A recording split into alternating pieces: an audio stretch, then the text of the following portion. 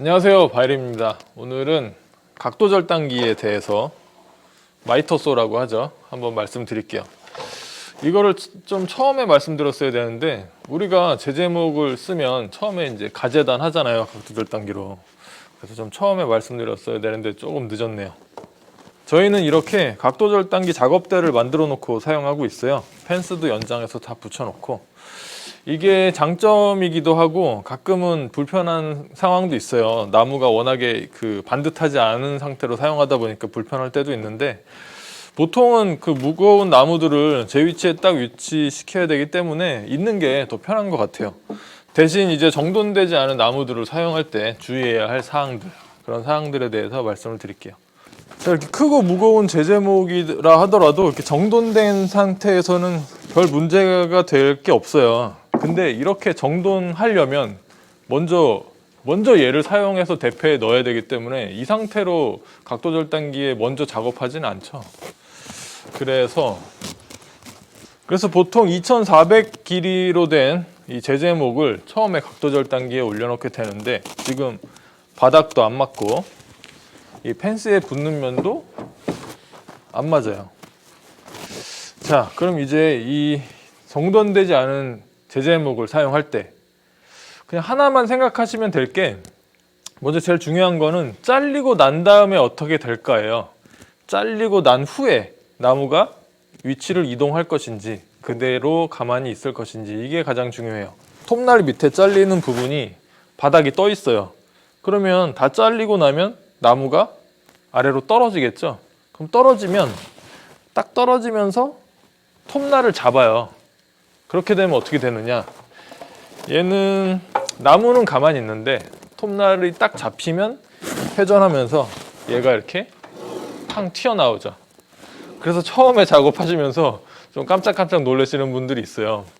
알면서도 이 나무의 상태를 정확히 못 놓을 때가 있으니까 저쪽에서 듣고 있으면 막 잉 하면서 퍼벅하는 소리가 날 때도 있는데, 자, 그렇게 항상 나무를 어떻게 놔야 되는지에 대해서 생각을 한번 해봐야 돼요. 자, 아래쪽은 그렇고, 그럼 펜스 쪽은요? 펜스 쪽은 어떨까요? 지금 이 나무가 좀 휘어 있는데 다행히, 자, 이거는 펜스에 붙여놔도 안쪽이 이렇게 손가락 하나 들어갈 만큼 떴어요. 그러면 얘는 어떻게 되겠어요? 나무가 굉장히 무거우면 어느 정도 가만히 있어요, 본인의 그 나무의 무게로. 근데 웬만한 나무들은 다 잘리고 나면 이 빈 공간 때문에 회전하는 날이 있고 빈 공간이 있으니까 앞쪽으로 이동하게 돼요. 그러면서 이 잘린 단면이 톱날에 비벼지게 되고 톱날이 또 튀어나올 수 있는 거죠. 뭐 심하게 탄다거나 톱날이 튀어나온다든가 막 우당탕탕 하게 되는 거죠. 그래서 간단하게 말씀드리면, 아무리 목재가 휘어 있어도 펜스에 잘리는 부분이 펜스에 닿고 바닥이 닿게 그렇게 나무를 놓고 자르시면 돼요. 지금은 얘를 돌려야 되네.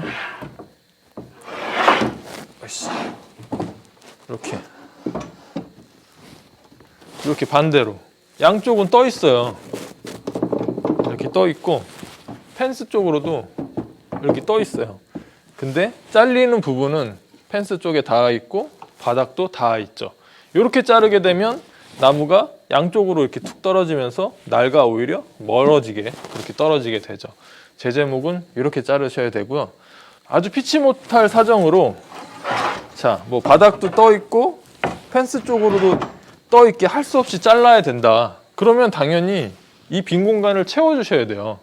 다른 나무 토막으로 뭐 예를 들어서 뭐 이런 나무 토막을 딱 대서 잘려도 더 이상 나무가 움직이지 못하게, 만약에 바닥이 심하게 떠 있으면 바닥 쪽에도 적당한 두께의 나무를 고여서 바닥으로 나무가 떨어지지 않게, 이거 할 수 없는 경우에는 이렇게 하시고 보통은 밀착을 시키고 잘라 주셔야 돼요. 자, 그러면 나무 모양에 따라서는 이렇고, 그 다음에 두께.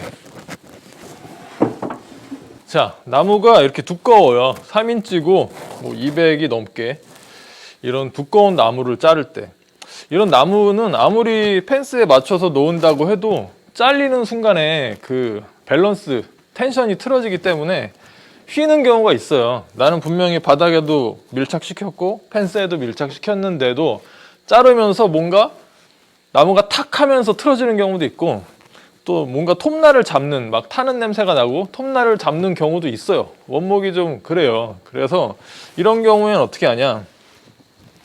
자, 먼저 두께가 두껍죠? 한 번에 썰지 마세요. 반만 썰 거예요. 자, 한번 조금만, 이거를 잘라버릴 수는 없으니까 조금만 썰어 볼게요.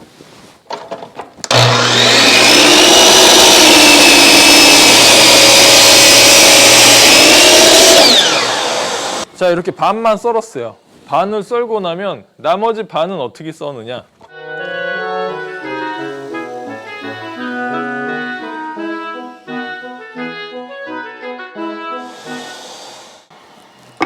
자, 이 나무는 뭐 그래도 안전성이 높은 나무인데 좀 특이하죠.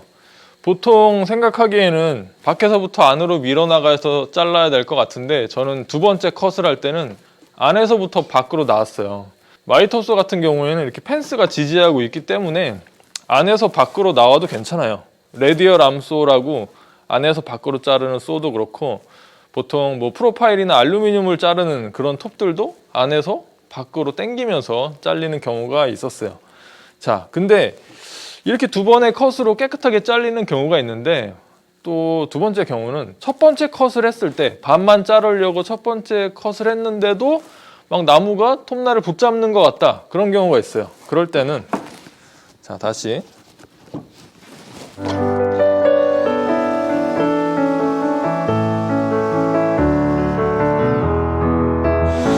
자, 이렇게 반만 잘랐는데도 조금 느낌이 좀 뻑뻑하다, 뭔가 다르다, 그러면은 반을 자른 다음에 이 톱날 두께만큼 이동시키세요. 살짝. 그러면 그 다음에 이제 자르게 되면 이제 톱날만큼의 여유가 생기는 거예요. 자, 다시 똑같이 또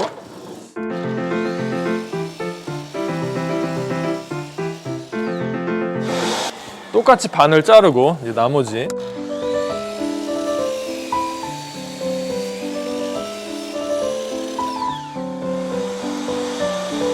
이렇게 이런 식으로 해서 나무가 뒤틀리면서 잡는 거를 방지하면서 자르고 있어요. 자, 그리고 자를 때 팁이 톱날은 중간에 멈추면 그 회전 속도가 없어지면 좀 날의 마모도 심해지고, 또 이렇게 나무가 틀어지는 경우에 속에 잡혀버릴 수 있어요. 그래서 사용하실 때 날이 최대 속도에 이르렀을 때 자르기 시작하고 계속 버튼을 누르세요. 계속 자르면서 맨 위에 올라올 때까지도 날을 돌려주세요. 그리고 다 올라와서 날을 놓는 거예요.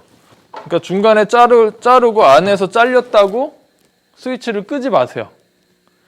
우리가 테이블 소를 쓸 때 다 잘렸다고 중간에 끄지 않잖아요. 날은 돌고 있고 계속 밀어 나가고. 또 뭐야, 드릴도 돌면서 뚫고 돌면서 그대로 나오잖아요. 얘도 똑같아요. 날이 도는 상태로 자르고 도는 상태로 나와서 끄는 거예요. 자, 점점 짧아지네. 한 번만 더.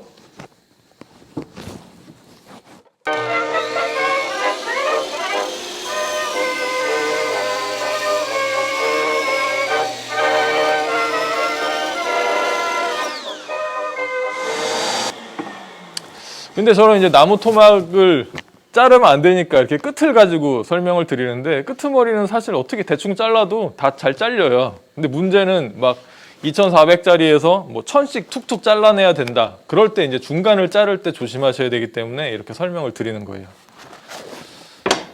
자, 사실 각도 절단기는 저희는 이 용도로만 쓰고 있기 때문에 뭐 각도를 움직인다던가 하는 거는 뭐 설명드릴 게 별로 없는데, 각도 절단기를 다양하게 쓰시는 분들 있잖아요. 각도도 움직이고 막 작은 거는 근데 제발 하지 마세요. 작은 거 할 때 항상 다치기 때문에 작은 토막은 테이블소에서 썰매를 이용하던가 하는 식으로 작업을 하시고, 여기서는 크게 가재단하는 용도로 사용하시고요.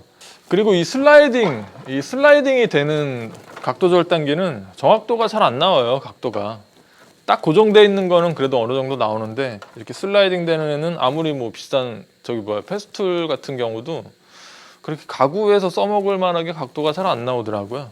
자, 그렇게 각도 절단기 사용은 이 정도로 설명드릴게요. 이 톱을 옆으로 누이거나 뭐 이 펜스를 돌려가지고 사용하는 경우도 뭐 설명드리면 좋겠는데, 제가 여기서 그 작업을 안 해요. 그 작업을 할 필요도 없고 뭐 위험하고 그렇기 때문에 이런 설명은 제가 드릴 수 없겠어요. 아니면 아마 인테리어 쪽에서 쓰시는 분들이 그런 쪽으로 안전하게 잘 쓰실 것 같은데, 저는 여기까지 제제목을 가재단하는 방법에 대해서만 집중적으로 설명을 드릴게요. 꼭 기억해 주시는 게, 나무가 휜 방향에 따라서 이 잘리는 부분이 펜스와 바닥에 밀착돼야 된다. 그리고 나무가 너무 두꺼워서 잘리면서도 변형이 일어날 수 있기 때문에 그게 느껴질 때는 반 두께를 자르고 나서 살짝 움직여, 옆으로 톱날 두께만큼 살짝 움직여서 나머지를 잘라낸다. 그 정도로 기본기를 쓰시면 될 것 같아요. 자, 고맙습니다. 다음에 또 뵐게요.